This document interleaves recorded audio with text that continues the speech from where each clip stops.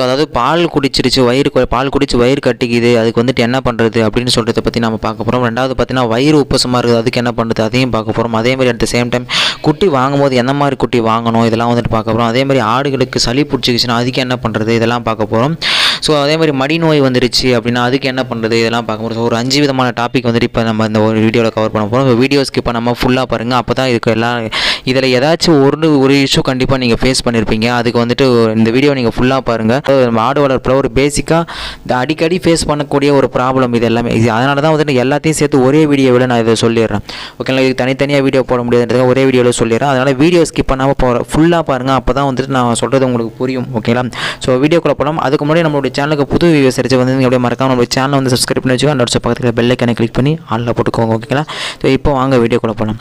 So first of all வந்து பார்த்தீங்கன்னா இது ஃபஸ்ட்டு பிறந்த குட்டிகளுக்கு தான் நடக்கும். அதாவது குட்டி பிறந்த உடனே பால் குடிச்சிட்டு வயிறு வந்துட்டு கட்டிக்குது, என்ன பண்ணுறதுனே தெரியாமல் நிறைய பேர் கேட்பாங்க, கமெண்ட் பண்ணுவாங்க எனக்கெல்லாம் கூட.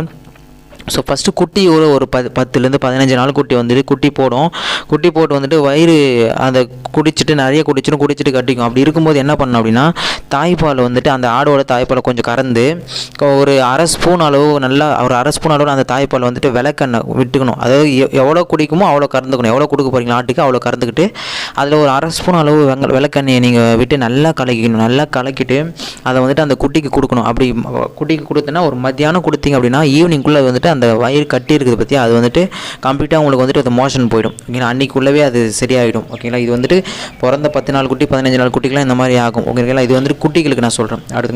அடுத்தது வயிறு உப்பசத்துக்கு என்ன பண்ணுறது, ஜீரண கோளாறு ஆகுது, அதுக்கு என்ன பண்ணுறதுன்னு சொல்லி நிறைய பேர் கேட்பேன். நான் இதை பற்றி நிறைய வீடியோ நம்ம போட்டிருக்கேன் நம்மளுடைய சேனலில். இப்போ ரீசெண்டில் கூட ஒரு 2-3 வீடியோஸ்லாம் நான் போட்டிருக்கேன். நீங்கள் போய்ட்டு செக் பண்ணி பார்த்தீங்கன்னா உங்களுக்கே தெரியும்.